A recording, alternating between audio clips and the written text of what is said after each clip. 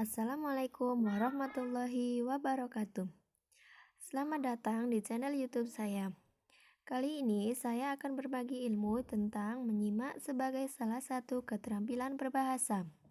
Video ini dibuat untuk memenuhi tugas mata kuliah Bahasa Indonesia Lanjutan dengan dosen pengampu Zaidatul Arifah untuk program studi Pendidikan Anak Usia Dini Sekolah Tinggi Agama Islam Nahdlatul Ulama Temanggung.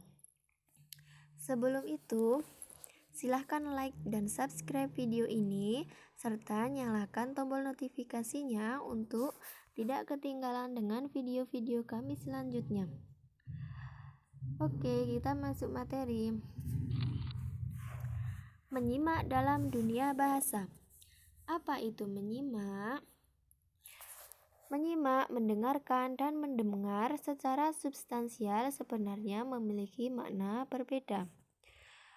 Menyimak adalah proses mendengar dengan pemahaman dan perhatian terhadap makna dan pesan bunyi itu. Jadi, di dalam proses menyimak sudah termasuk mendengar. Sebaliknya, mendengar belum tentu menyimak. Menyimak menurut para ahli. Menurut Tarikan, menyimak adalah suatu proses kegiatan mendengarkan lambang-lambang lisan dengan penuh perhatian, pemahaman, argumentasi, interpretasi untuk memperoleh informasi, menangkap serta memahami makna komunikasi yang disampaikan pembicara melalui ucapan atau bahasa lisan. Menyimak menurut Ummi Hijriah.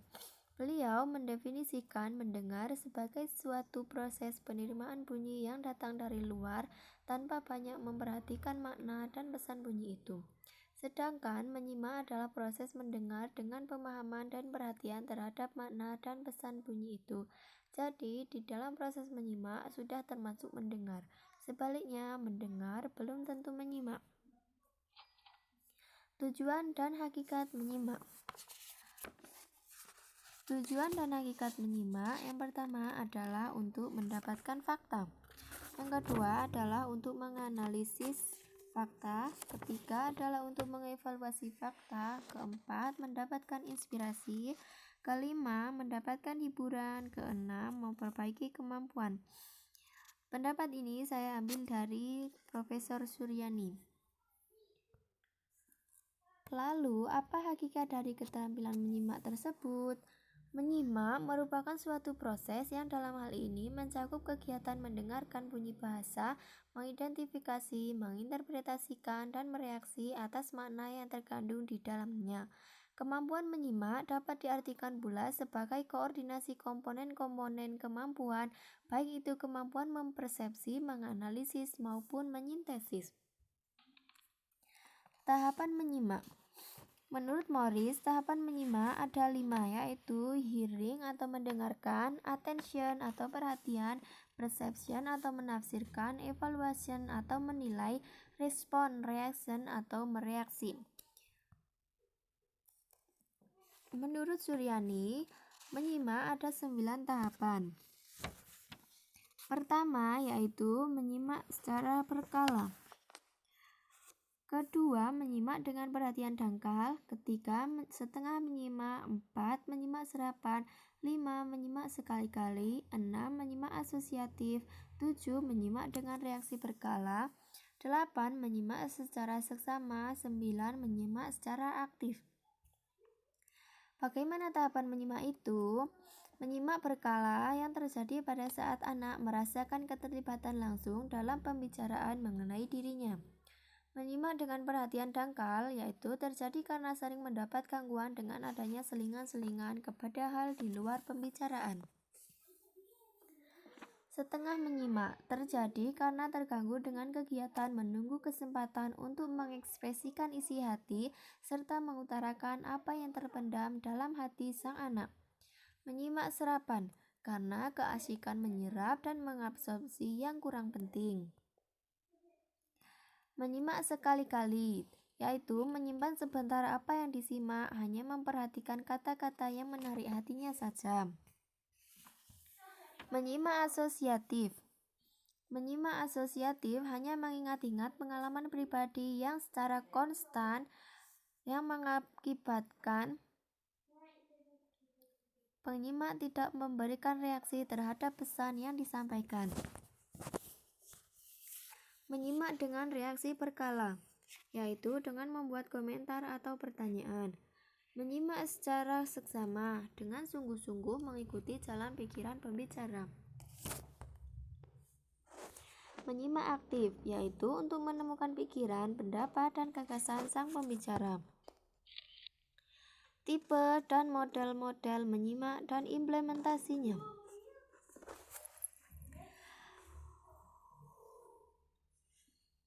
Menyimak dibagi menjadi dua, yaitu menyimak sesuai tujuan dan menyimak sesuai intensitas.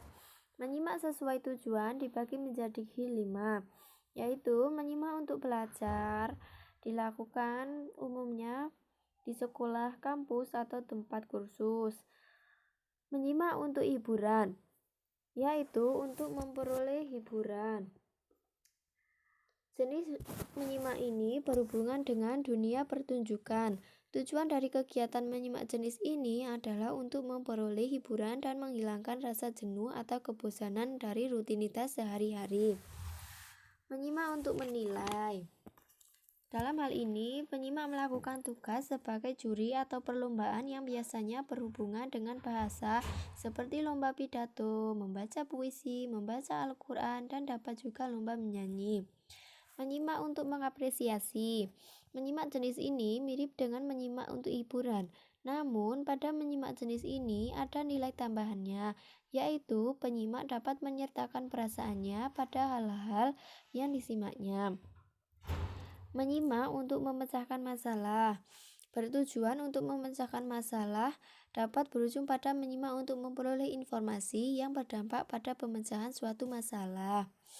Pada menyimak jenis ini, seseorang sengaja memilih bahan simakan dan melakukan kegiatan menyimak dalam rangka memecahkan masalah yang sedang dihadapi. Untuk menyimak sesuai intensitas dibagi menjadi 2, yaitu menyimak ekstensif dan menyimak intensif.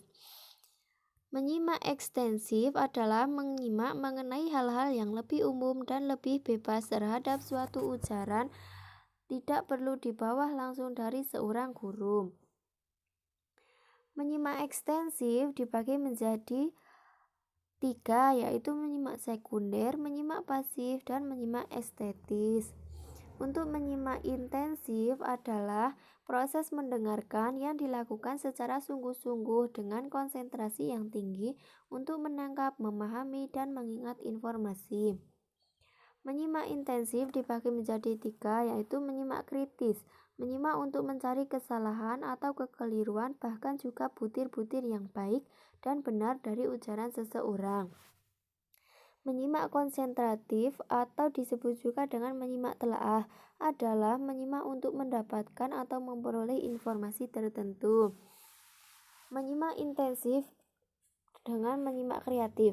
Menyimak yang dapat menimbulkan kesenangan rekonstruksi imajinatif para penyimak terhadap bunyi, penglihatan, gerakan, serta perasaan-perasaan kinestetis yang disarankan atau dirangsang oleh apa-apa yang disimaknya. Faktor pendukung dan penghambat keterampilan menyimak. Faktor pendukung ada 6, yaitu faktor fisik, faktor psikologis, faktor pengalaman, faktor sikap, faktor motivasi, dan faktor jenis kelamin. Kondisi fisik seseorang penyimak merupakan faktor penting yang turut menentukan keefektifan serta kualitas dalam menyimak. Faktor psikologis juga mempengaruhi proses menyimak. Faktor psikologis yang positif memberikan pengaruh yang baik, sedang faktor psikologis yang negatif memberi pengaruh yang buruk terhadap kegiatan menyimak. Faktor pengalaman yang kurang atau tidak ada sama sekali pengalaman dalam menyimak akan berakibat pada kurangnya minat dalam menyimak. Faktor sikap. Pada dasarnya manusia hidup mempunyai 2 sikap utama mengenai segala hal, yaitu sikap menerima dan sikap menolak. Faktor motivasi. Motivasi merupakan salah satu butir penentu keberhasilan seseorang. Kalau motivasi kuat untuk mengerjakan sesuatu, maka dapat diharapkan orang itu akan berhasil mencapai tujuan. Begitu pula halnya dengan menyimak. Faktor jenis kelamin. Beberapa penelitian dan pakar menarik kesimpulan bahwa pria dan wanita pada umumnya mempunyai perhatian yang berbeda. Cara mereka memusatkan perhatian pada sesuatu pun berbeda. Faktor penghambat. Menurut Profesor Tarikan, faktor penghambat dalam menyimak ada 7, yaitu pelajaran menyimak relatif baru dinyatakan dalam kurikulum sekolah. Teori, prinsip, dan generalisasi mengenai menyimak belum banyak diungkapkan. Pemahaman terhadap apa dan bagaimana menyimak itu masih minim. Buku teks dan buku pegangan guru dalam pembelajaran menyimak sangat langka. 5. Guru-guru bahasa Indonesia kurang berpengalaman dalam melaksanakan pengajaran menyimak. Bahan pengajaran menyimak sangat kurang. Guru-guru bahasa Indonesia belum terampil menyusun bahan pengajaran menyimak.